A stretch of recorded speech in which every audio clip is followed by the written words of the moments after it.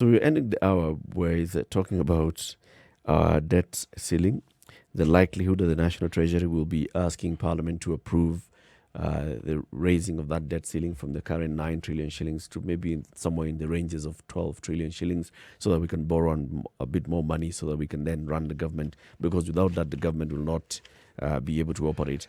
At the same time, we are seeing efforts by the government to see how best they can raise revenues in this particular financial year. Okay? So, in the last financial year, KRA did not meet its target, but it raised somewhere in the tune of what, 1.4 trillion shillings? For purposes of discussion and for purpose of being good citizens, let's make it 1.5. Okay. So we make it 1.5 and then just give them an extra couple of shillings here and there. Okay.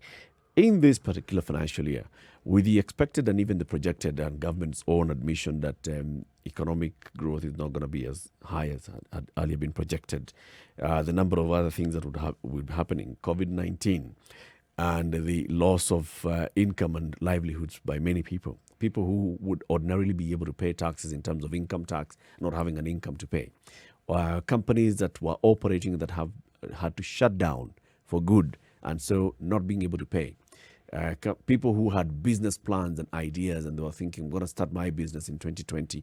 They were not able to start their businesses. So new businesses that could have come online did not get online. And then KRA is looking at how else then do we work with this. So the National Treasury and the government has come up with these new taxes even in the last budget. So we have now, effective 2nd of January, the digital services tax that is coming back online. Some of those measures that have been given by the government in terms of, remedial measures, reprieve for COVID-19, like reduction of taxes here and there, income tax, pay as you earn, VAT, all those then that the government has also then decided, okay, no, we need to review that so that we can be able to get all the money back online by everybody. So all that is happening in this financial year. Those who are able to pay tax are going to pay a higher tax.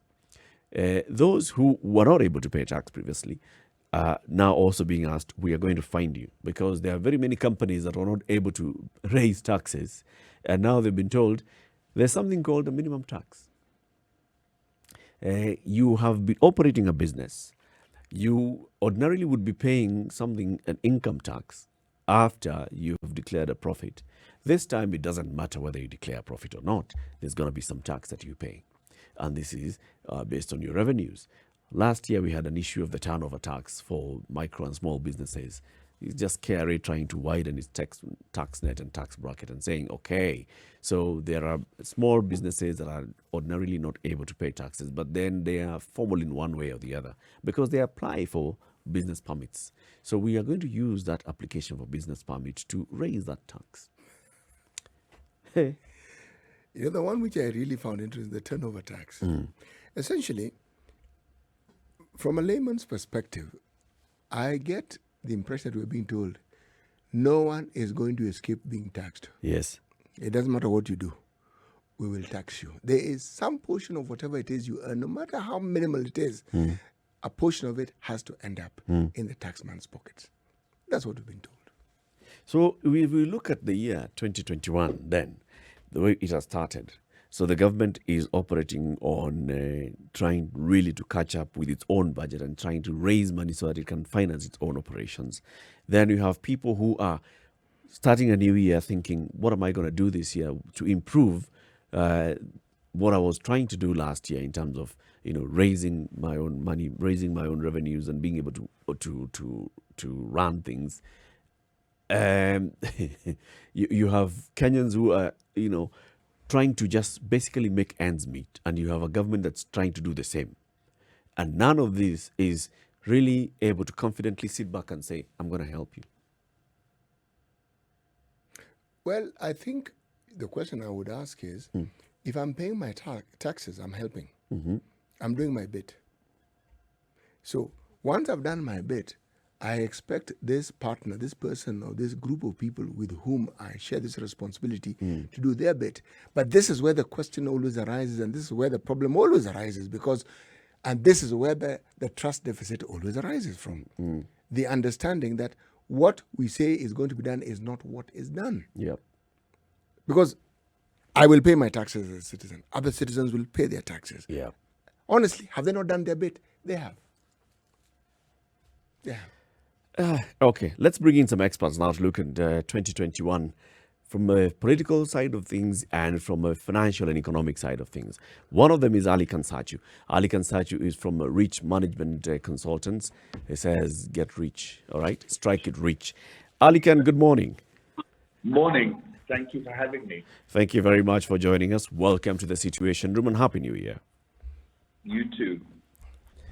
So is it really a Happy New Year, Alykhan, if we look at it from just a practical point of view, the way we are beginning the year? So I think certainly I'm sensing a little bit more optimism compared to last year, but I'm highly skeptical that we're going to see a tremendous improvement in short order. And I think, we're going to have a similarly challenging year as we did last year. I mean, the virus, fortunately, has improved considerably here in Kenya, but of course, that was before all the festivities. But more than the viral emergency, we're dealing with an economic situation which has been very severe. And for now, I don't see where the silver bullet is coming from that's going to return us to a path of growth, that's going to bring government spending under control, because really the problem is not around taxation, it's around spending. What we have very hard-working Kenyans. I was listening to what you were saying earlier. It reminded me of a British Chancellor of the Exchequer, Dennis Healy, who was very famous for his eyebrows, who said, we're going to squeeze them till the pips squeak. He was talking about the rich. And right now, we've got a scenario where people are suffering in terms of the economy, and we're increasing taxes on them. And I think we've run out of room to do this. And therefore, I think we're in a very difficult catch-22. Is this something that one can get out of? And if so, how? So I think that it's a very interesting question, that. I think if you look at the trend that we're seeing, as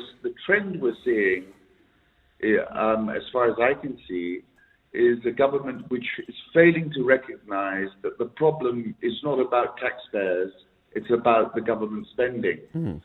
And until now, they've been able to raise money from the capital markets. They've been able to kick the can down the road a little bit longer. But essentially, all the signals are telling me we're running out of road now. And we're running out of being able to kick the can down that road. So what's going to change is going to be forced upon us rather than us grabbing the opportunity in two hands and changing and being ahead of the curve. So my concern is that, in many respects, I would have said Treasury is rapidly ceding control to the likes of the IMF and others. You say you feel like, we are running out of road now. I mean, we've just been kicking the can down the road. We're getting to the end of that road. Why do you think the government was doing that? Kicking the can down the road? Was it to avoid making tough decisions? Or was it just political decisions that were being made not in the best interest of the country?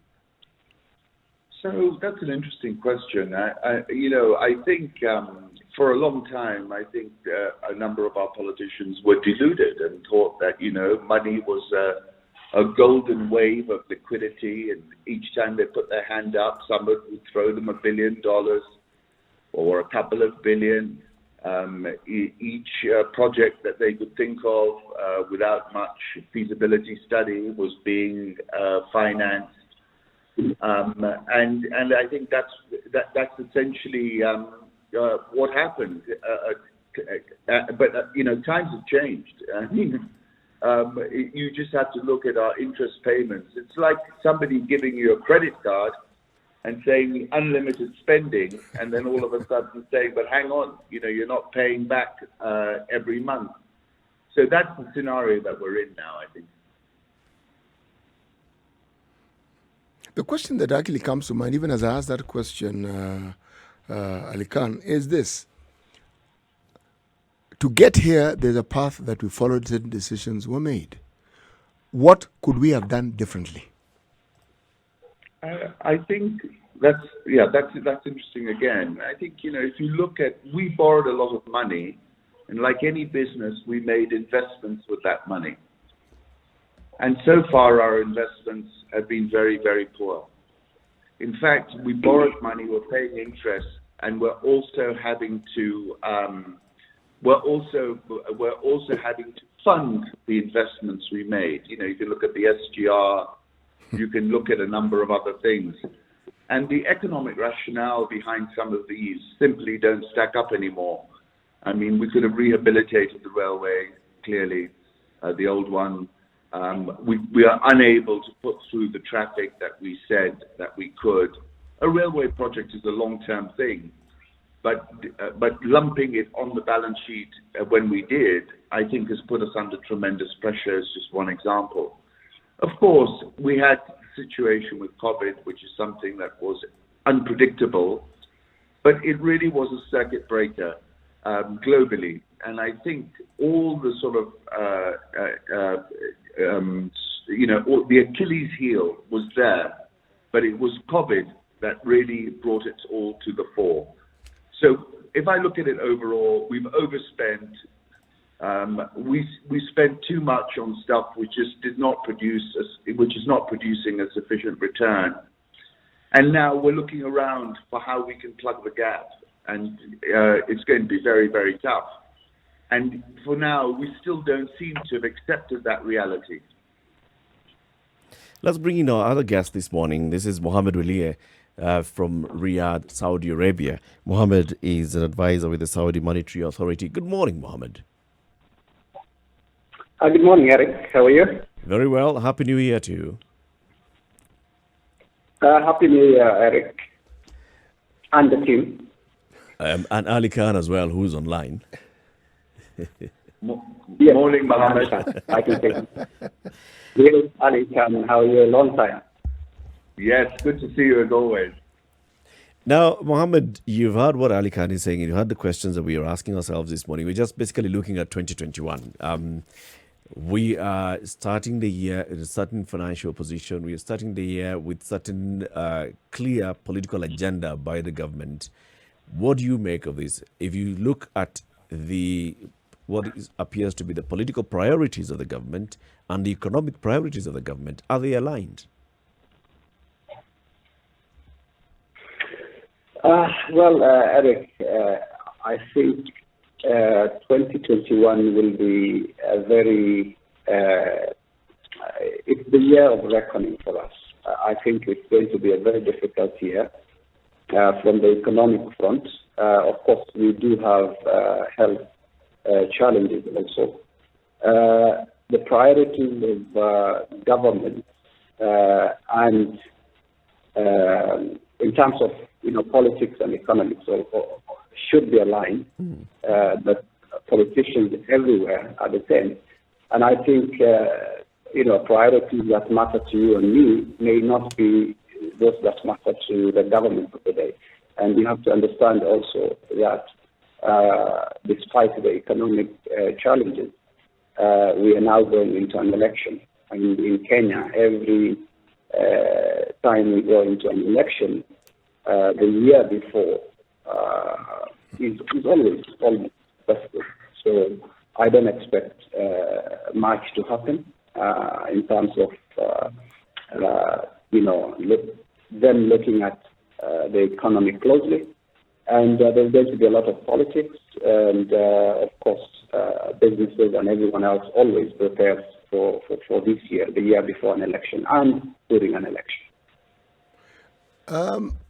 Do I hear you to be saying that because of our history, especially with reference to our elections, that this year, 2021, essentially we will have next to zero, if not negative economic growth. Is that what you're saying?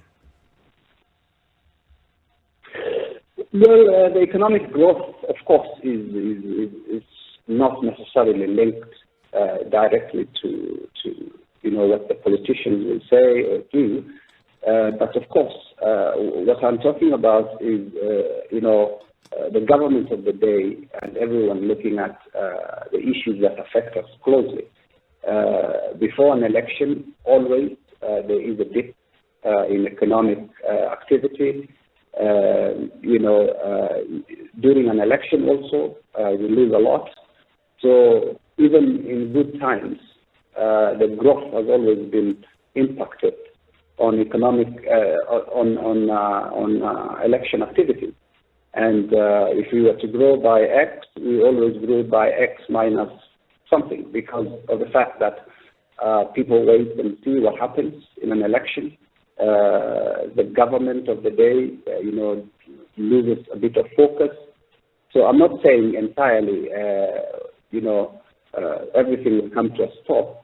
But what I'm saying is that a lot will be affected. And this year more so because of the fact that we have economic challenges which need special attention, and also the fact that we have external shocks like COVID and maybe, other external shocks like which are likely to be caused by drought and other issues like locusts and it is a year that is going to be very difficult for us in the economic front. Alykhan mentioned this, and many other commentators have talked about this, and this is with regards to government's ability to raise revenue and also government's inability to control its own spending. You have talked about this many times also, Mohamed. If we look at 2021 and what the government has been doing in terms of its projects and looking at it in terms of how it's raising its revenue, what is the missing link between how much it's raising and how much it's able to spend, or how much it's able to even cut back? Well, Eric, that's a good question, and it's a question that is, it requires. I don't think we have an answer for it. Where we are now, we've reached a point where we just have to look at what is the best thing to do. I think we've crossed that road of saying, let's, increase revenues, which we can't. Let's cut expenditure, which I think also we have now, as they say now, the new terminology is that the train has left the station. I mean, it's simple math, Eric, and the team. We collect 120 billion a month. We spend about 50 billion on debt. We spend about 50 billion on salaries. We spend about 50 billion on what is called operational maintenance by the government. And we spend 26 billion as transfers to counties. So 25 billion in development.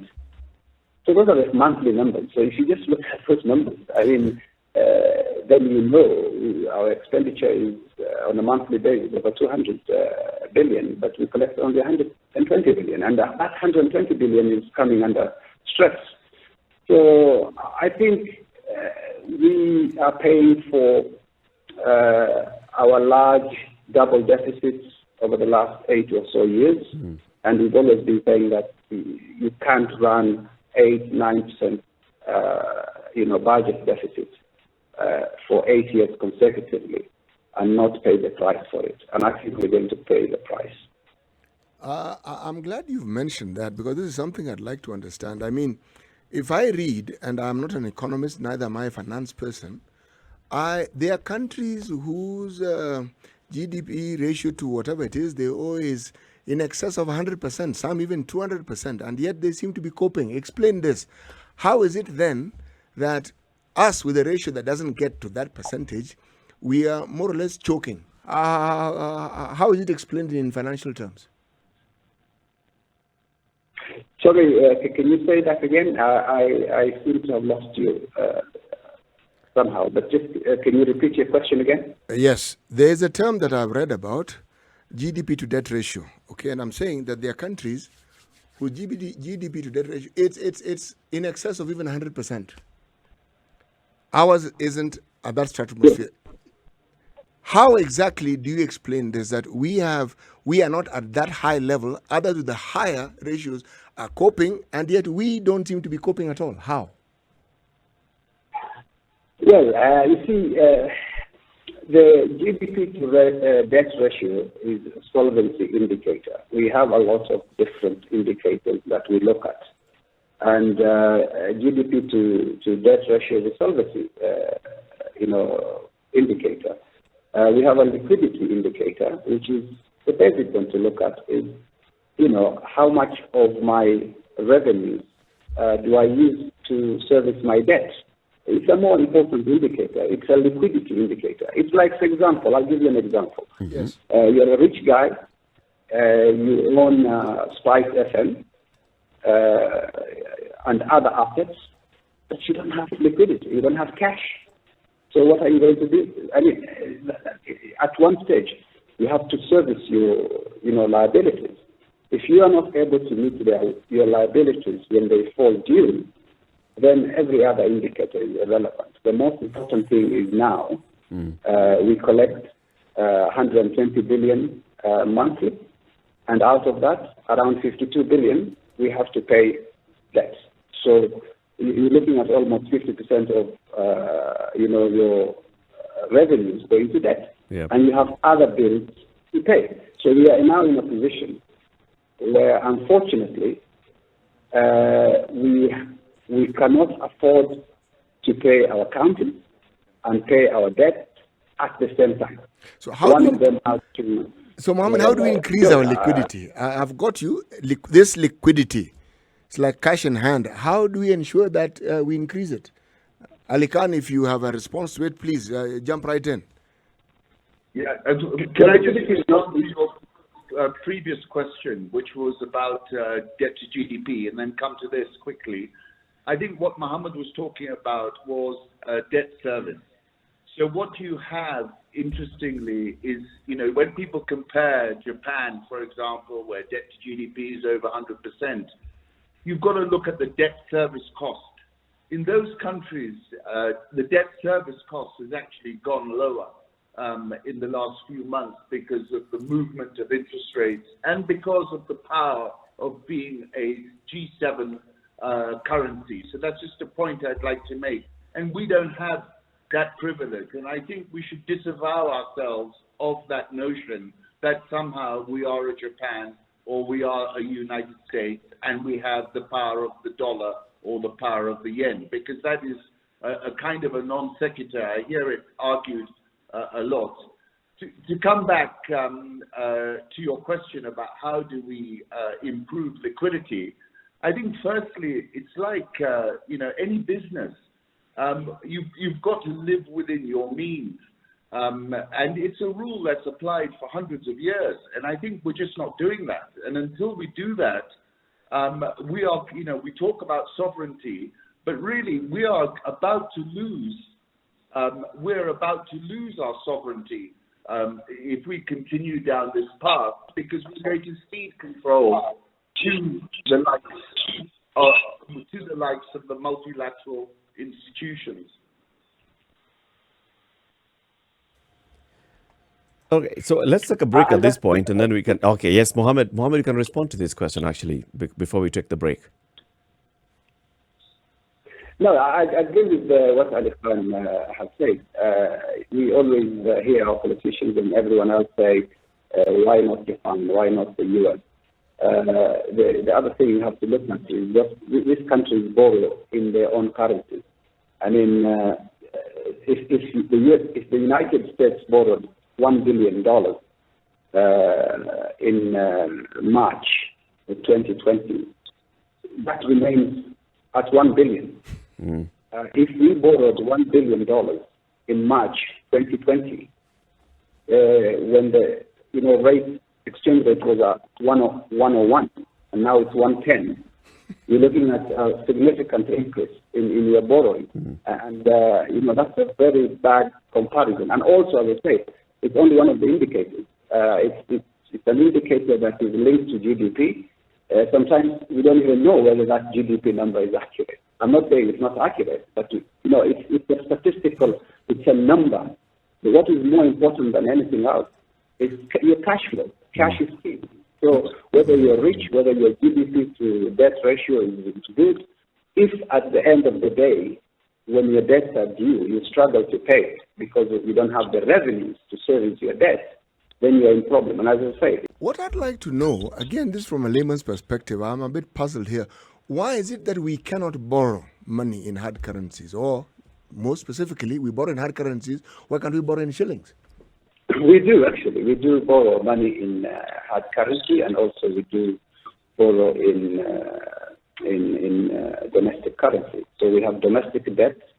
We also have foreign debt. The mix has always, changed. During Kibaki's time, we had more domestic debt than foreign debt, but now that has flipped, and I think we have more foreign debt than domestic debt. And the mix is around probably about slightly over 50% in foreign debt now. So we actually do. And must we borrow in hard currencies? Sorry? Must we borrow in hard currency? If we say we're borrowing from America, must we peg it the way we do, so that, as we say correctly, once there's a little fluctuation in the currency, then we are in the doghouse? Well, I think, yes, you need to... Oh, sorry, Ali, maybe you want to go? No, I think, look, most countries borrow money. They tend to try and manage it effectively via a mix of local currency and hard currency. It's just a fact of life. Your point about FX risk is very true, and this is what is quite concerning, particularly last year as we saw the shilling on a weakening trend. And as people started to worry about precisely the questions you're asking. So, some countries are in the unique position of being able to borrow most of their money in local currency. And of course, it would be optimal. But the fact of life is, just when you think about it, is you are going to have to go to the international markets and borrow in international currencies. It's just a fact of life. But you've got to manage the ratio, and you've got to make sure that your revenues in hard currency can service your hard currency borrowings, and that's the challenge that you need to manage. Is it possible to negotiate and borrow at a fixed rate, or must it be left to the vagaries of the market? Sorry, can you just repeat the question? I'm asking, this is a theoretical question. Is it possible to borrow and agree on a fixed rate, as opposed to, because the vagaries that hit us is due to the market fluctuations, and when that happens, then again we seem to bear the brunt of it. So can we borrow? Is it possible academically to simply say, to argue that you could fix the rate at which you're borrowing, even if you must borrow in hard currency? So you see that... Yes. Sorry, Mohamed. Yes, you can. Yes. Yes, you can do that. But remember, whether you borrow fixed or floating, you have to also pay the principal that you borrowed. And the principal itself is affected by the exchange rate. So the exchange rate fluctuation is not because you're borrowing fixed or floating. It's because simply you're borrowing foreign currency. And going back to your original, and actually we do borrow fixed rate and also floating. There is also a mix that they look at within the foreign debt book itself. Now, going back to the other question, why can't we borrow 100% from the domestic market? Is also that has you can do that, but, theoretically, but in practice, it has also impact on crowding of credit in the economy. If we borrowed everything from within the economy, interest rates will go up. Everybody will be, all credit will go to government, and that's not good. So you have to create space for private sector borrowing. That's just one of the reasons. The other reasons, of course, do exist in terms of diversification of your debt book, and also sometimes it's cheaper to borrow from foreign, creditors. Plus, also, you have to look at the issue of diversifying your book, your debt, so that if something happens in one area, then it doesn't happen in the other area. And also, foreign debt adds to our reserve. I mean, it's another way. It's been a source of, our reserves. If you look at our reserves, we have to maintain a certain level, a minimum of 4 months of imports. And when we did the Eurobonds, that dollar actually goes to the CBK, and CBK gives Kenya shillings to the government. So there are many reasons why you should actually borrow from foreign investors. Now, take us through some tax education here. So the government has rolled out new tax measures this year. There's, for example, the introduction of the digital service tax. There is the minimum turnover tax and all this. What are these, and what impact are they likely to have on especially small businesses? Start with you, Alykhan. So philosophically, I believe that our tax rates were very low and very competitive, and they've been climbing over the last few years. I believe that you reach a point when you are taxing people too much, and people then are not incentivized to work hard, and they look for ways to avoid tax, and they spend more energy in doing that. And I think it's called the Laffer curve in economic terms. And I think so my philosophical attitude is let people do business, let people make money, tax lower. In fact, I think we should be lowering the tax rate, because over time it's been proven you collect more money. So I think we've got very knee-jerk, reflexive policy making going on. We're seeing the shortfall that Mohamed described, and we're just saying, let's bring this tax, let's bring that tax. For example, this turnover tax, I don't see how it's fair or equitable. I mean, you're not measuring people on the profit they're making. You're just saying, what about a high turnover business where your margins are wafer thin, and you're doing a tremendous amount of business? That business possibly is no longer viable. Yep. So what I feel is we've got a very, very knee-jerk, reflexive attitude. We're not thinking. I don't think these taxes are going to collect as much money as we're expecting. And I think we've got to really take a top-down view and say to ourselves, we're in a weak economy. How do we stimulate our taxpayers to increase their earnings? And as they increase their earnings, we will, of course, collect more money. And I think we're just not thinking about the whole matter correctly. Mohamed, do you think this is a knee-jerk reaction by the policymakers at the National Treasury? Eric, I think, yes, I do agree to a certain extent. And also, these guys are in a very tight position. They find themselves between a rock and a hard place. On one side, they need revenues, and revenues from anywhere. On the other side, some of the measures that we put in place do actually affect your revenue in the in the long run, and could be counterproductive. So basically, now we've seen the COVID measures, have come back. There were good COVID measures that were put in place from a fiscal perspective, and now some of those measures have been rolled back. The reason is, of course, the government needs the money, but the problem is, the crisis is not over. Businesses are struggling. People have lost employment. Where are you going to? Who are you going to tax? Where are you going to get that tax back from? You are assuming that it's a switch. You switch on and off. I was collecting, I lost about 60, 70, 80 billion because of these measures. Now I'll switch it on again. I'll get 70, 80 billion back. No, I don't think that is going to happen. The question is now, what's the damage you're going to do to the economy?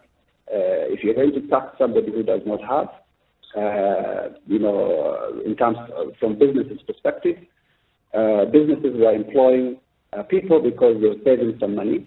That looks small, 5% from 30% to 25%, but that's a lot. Yeah. In terms of trying to keep, 5, 6, 7, 10 people in employment. So those guys now will say, well, I'm not getting anything from the government. I'm going to fire people. When it comes to households, we are an African society, and people depend on each other.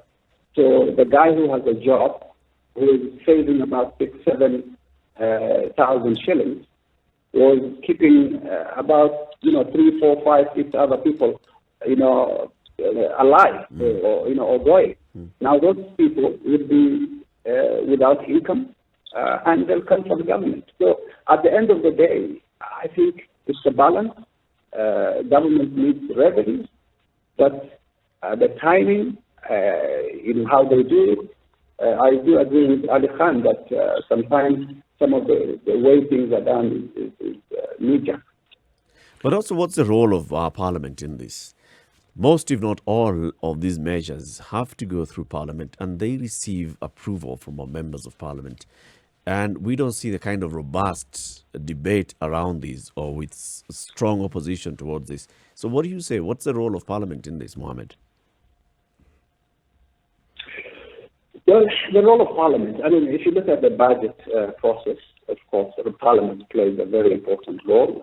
You have the formulation stage, and then you have the adoption stage of the budget, and that's where they come in. Unfortunately, looking at the history of parliament, they've only added more problems. They've never looked at the budget. They've never scrutinized it. There's a lot of budget padding. And when it comes to parliament, those are the kind of things that they should be looking at. They should be looking at the deficit numbers. They should be looking at, whether those expenditures are actually important expenditures, or are they padded. But the problem is, they look at it, they might identify the problem, and they do. Some of them do. There are a lot of very smart people in the budget committee. But then again, it ends up, okay, Treasury, if you want this to go through, can you add 100 billion for me in my constituency? Yep. 10 or 15 of them do that. So instead of actually oversighting, then, they're actually adding more at that stage. So I think Parliament, I don't rely a lot on them. And I think, it is just an extra step from constitutional requirement perspective, but I don't think it adds any value. I don't think they add any value. Alykhan, I want to ask you this question because I am, again, today is a day for me to be puzzled. These financial matters really befuddle my mind. Do we know of any country that has actually grown rich from taxing its citizens highly? No, I can't think of any. And, I think we're not at that point. I mean, if you look at it as a continuum, we haven't tipped over, but we're now we're now moving to the right of that continuum, and it's a bit of a concern from my point of view. And particularly, frankly, because we have more than 50 million brothers and sisters who are highly entrepreneurial. Really, I've lived all over the world, and frankly, our people, they know how to do business. We just have to find ways of unleashing them, and then we will really prosper as a country. So from my perspective, I think, we're in a negative feedback loop now. We need to break, we need to snap, we need a circuit breaker. We need to get back to a lower tax environment where our people are incentivized and where people will be paying more taxes. Take the digital economy where we've introduced a digital tax now. Our digital economy is a jewel in our crown in an era when COVID has accelerated the entire digital economy. Yep. And we're tinkering at the edges instead of putting a booster underneath it. So to get back to your original question, no country gets rich by overtaxing. It ends up like Venezuela, frankly. There is this saying that I have read of that, and I want you to dispute it or, just tell me what you think about it, that when you tax your citizenry highly, what you are then doing, you are incentivizing them to either avoid paying taxes or to be corrupt. Would you say that's a statement of truth? Yes. Mohamed, what do you say? Well, look, first of all, taxes is the main revenue of the government. People have to pay taxes. And, it's not wrong for the government to tax people or businesses. The question is, what's the level of taxation? What is every country, if you look at the United States, if you look at the UK, it's always an election issue. Some governments want to raise taxes, others want to basically cut taxes. Again, it depends. Taxes are revenue. And as I said, and I told Eric this before, we don't have a revenue problem in this country. We have an expenditure problem. If taxes go to 100%, today, the government will still look for ways to spend that money and more. And that's the point. That's the problem we have. It's not a problem of revenue. I mean, we are collecting, during Kibaki's time, when Kibaki left us, I think we were collecting less than $1 trillion, about 900 billion. We are now collecting almost twice that. But the problem is that the expenditures have gone almost 3 times that. So you have a scenario where your revenue is growing at around 23, 24, 25%, around 17, 18%, but your expenditure is growing at around 24, 25%. This is just simple economics. Even in your own household, if your salary is your expenditure at home is increasing at 1.5 times your salary, or the increase in your salary or income, you're going to have to bridge that gap. And every year when you bridge that gap, you're adding on to the debt stock. And when you add on to the debt stock every year, your interest expense goes up. Now, interest expense is, I think, the single biggest expenditure item in our budget. So basically, we're spending more money on paying interest than we are spending on development or paying salaries or operations and maintenance. So it's not a question of revenue. It's not a question of how much tax we should pay or we should not pay.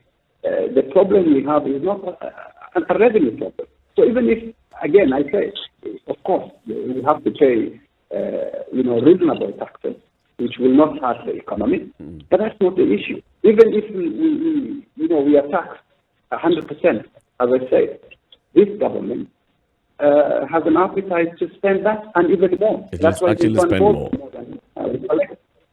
As we conclude the conversation, I'd like to ask each of you this particular question. First of all, we're looking at 2021 economically, the outlook for it. Alykhan, you started by saying we've been kicking the can down the road, we are running out of road. Mohamed, you've said this very many times as well. We are seeing some economic decisions that are being made that are not making sense. So I'm just going to ask you, how long do you give us until all the cows come home and we have to make the tough decisions? Mohamed, sorry. Yeah, I think we are at that stage now, Eric. Unfortunately, when you look at the numbers, and again, the numbers don't lie, we are at a point now where we have to make very, very difficult decisions. And as Alykhan said, I think those decisions probably would be made for us by those who are going to come and help us. We need help. There is no way we are going to get out of the position we are in now without external help. And that's where the IMF comes in. And once the IMF comes in, the way they do things is very simple. They tell you, your deficit is 9%. We want to reduce it to 4%. In terms of numbers, that means maybe we have to cut about 500 billion. So out of that 500 billion, we will give you 200 billion. You have to look for where you have to cut 300 billion. Then that's where the government comes to you and says, I'm going to raise taxes. That will give me an extra 60 billion. The other 240 billion, I have to cut it from somewhere. So salaries, restructuring of parastatals, all sorts of things would have to come. So basically, I think we are in a position where these things are now getting out of our hands, and someone else would have to come and make that decision. Because is 2021 the year that will happen? Sorry, I asked, is 2021 the year when all that is going to happen? Yes, of course. I mean, in fact, I am surprised that I know we are negotiating with the IMF, and the longer it takes to come to an agreement with them, the more it will hurt us. Because you look at our countries, we all know that they have not been transferred to the countries for the last 3 months. Yeah. Simply because we have to keep paying our debt. And we now have new debt repayments that is coming on board in January of the SGR to Naivasha. Yeah. So basically, we are in a position where, as I told you before, if we pay counties, if we pay everybody the way they're supposed to be paid, we cannot pay our debt. And we cannot afford to default on our debt. That is a nightmare in terms of credit rating, in terms of everything else. So the government is now going to do everything possible to make sure that every cent, even if it is the last cent that comes into its coffers, that goes to debt repaying the debt. Thank you, Mohamed. Thank you, Mohamed. Let's hear from Alykhan. So I absolutely agree with Mohamed, and I think obviously timing is always one of the most complicated things to work out. But we've passed the point of no return. I agree with Mohamed in terms of the IMF, and ultimately I think one of our advantages is that the IMF and the World Bank will be keen to support us. In an environment where you've got so much uncertainty in the region. And therefore, I think geoeconomically, we still have significant leverage, which will assist us in basically working a debt work out of our balance sheet. But, the balance sheet is now beyond, it's beyond a situation where we are able to manage it ourselves. I mean, we've clearly shown zero interest in dealing with it. We're still popping quaaludes, which make us feel good. And unfortunately, the situation is now, as Mohamed said, if you can't make transfers, you've got a cash crunch basically. And once you've got that, you're in the end game. The end game will take a few months, but it's the end game now. Alykhan Satchu from Rich Management and Mohamed Wehliye, our brother from Riyadh in Saudi Arabia. Thank you very much for joining us, and Santastani for waking up this early in the morning to have a conversation with us on this big matter. Thank Thank you. you, Eric. Thank you very much. Thank you, gentlemen. Thank you very much.